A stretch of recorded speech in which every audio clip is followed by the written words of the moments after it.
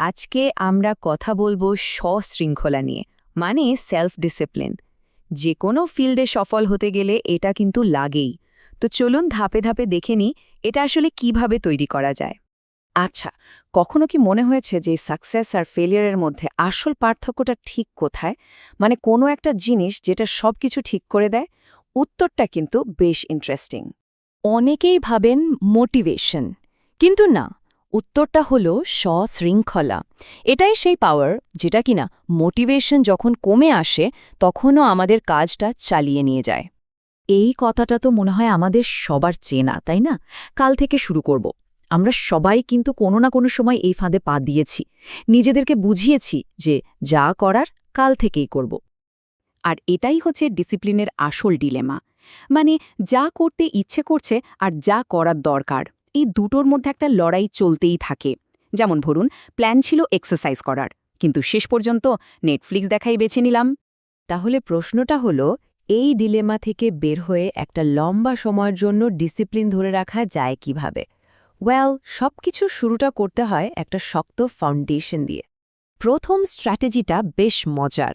শুরু করতে হবে একদম ছোট ছোট অভ্যাস দিয়ে, এতটাই ছোট যে ফেল করার কোনো চান্সই থাকবে না। জেমস ক্লিয়ার তার অ্যাটমিক হ্যাবিটস বইয়ে ঠিক এই কথাই বলেছেন। অভ্যাসটাকে এতটাই ছোট করে ফেলতে হবে যে সেটাকে না বলার কোনো উপায়ই থাকবে না, মানে শুরু করার পথে কোনো রকম বাধা রাখাই যাবে না। দেখুন, 1 ঘন্টা ওয়ার্কআউট করার কথা ভাবলেই কেমন যেন ক্লান্ত লাগে, তাই না? কিন্তু যদি ভাবি মাত্র 5 মিনিট, ওটা তো করাই যায়। অথবা 1 ঘন্টা ইংরেজি পড়ার বদলে শুধু একটা নতুন শব্দ শেখা। এই ছোট ছোট জয়গুলোই কিন্তু পরের দিনের জন্য মোমেন্টাম তৈরি করে। এর পরের পয়েন্টটা হলো, আমাদের ফোকাসটা একটু পাল্টাতে হবে।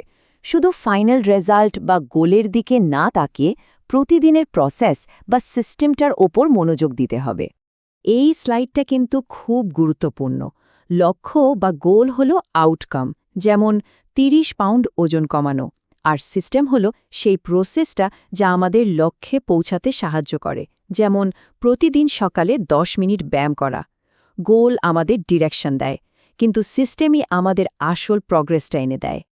তো ফাউন্ডেশন তো তৈরি হলো, এবার পরের ধাপে যেতে হবে, আর সেটা হলো আমাদের চারপাশটাকে এমনভাবে ডিজাইন করা যাতে সফল হওয়াটা আরও সহজ হয়ে যায়। একটা সাধারণ সত্যি কথা হলো, যে কাজটা করতে আমাদের ভালো লাগে সেই কাজটা নিয়মিত করার সম্ভাবনা অনেক বেড়ে যায়। তাই অভ্যাসগুলোকেও একটু আকর্ষণীয় করে তুলতে হবে।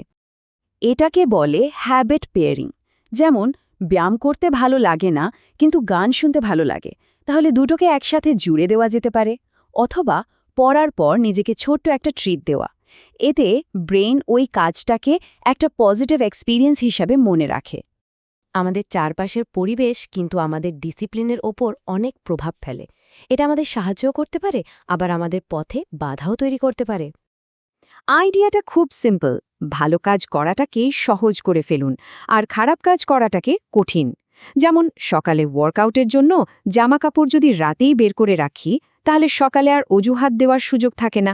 আবার পড়ার টেবিল থেকে মোবাইলটা দূরে রাখলে মনোযোগ দেওয়ার সহজ হয়। আচ্ছা, অভ্যাস তো শুরু হলো, পরিবেশও ঠিকঠাক করা হলো, কিন্তু এই গতিটা ধরে রাখব কিভাবে? এর জন্য আমাদের ভেতরের আর বাইরের কিছু রিসোর্স ম্যানেজ করতে হবে। আমাদের ইচ্ছাশক্তি বা উইল পাওয়ারকে একটা ফোনের ব্যাটারির মতো ভাবা যেতে পারে। দিনের শুরুতে এটা ফুল চার্জ থাকে, কিন্তু সময় গড়ানোর সাথে সাথে এটা কমতে থাকে।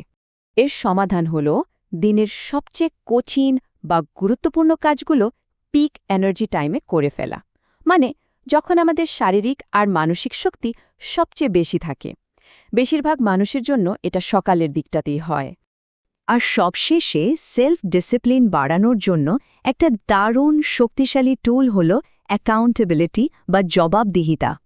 যখন আমরা জানি যে আমাদের কাজের খোঁজখবর নেওয়ার জন্য কেউ আছে, তখন কাজটা না করার ইচ্ছাটা এমনিতেই কমে যায়। সেটা হতে পারে কোনো ওয়ার্কআউট পার্টনার বা কোনো বন্ধু, যে শুধু জিজ্ঞেস করবে, "কী রে, কাজটা করেছিস?" এই ছোট্ট চাপটাই অনেক সময় দারুণ কাজ করে। তো চলুন, এতক্ষণ আমরা যা যা আলোচনা করলাম সেই পাওয়ারফুল স্ট্র্যাটেজিগুলো একবার এক জায়গায় করে দেখে নিই। এটাই হলো সেলফ ডিসিপ্লিন তৈরির একটা কমপ্লিট ফ্রেমওয়ার্ক। ছোট করে শুরু করা, একটা ভালো সিস্টেম বানানো, কাজটাকে এনজয়েবল করা, চারপাশটা গুছিয়ে নেওয়া, নিজের এনার্জি ঠিকভাবে ব্যবহার করা আর সবশেষে সাপোর্ট নেওয়া। আসলে আসল কথাটাই এটাই। ডিসিপ্লিন মানে নিজেকে জোর করে কিছু করানো নয়, বরং এমন একটা সিস্টেম তৈরি করা যেখানে সঠিক কাজটা করাটাই সবচেয়ে সহজ অপশন হয়ে দাঁড়ায়। এই পুরো আলোচনাটা আমাদের একটা ফাইনাল প্রশ্নের সামনে এনে দাঁড় করায়। নিজের সাফল্যের সিস্টেমটা তৈরি করার জন্য আগামীকাল কোনো একটা ছোট্ট অভ্যাস দিয়ে শুরু করা যেতে পারে।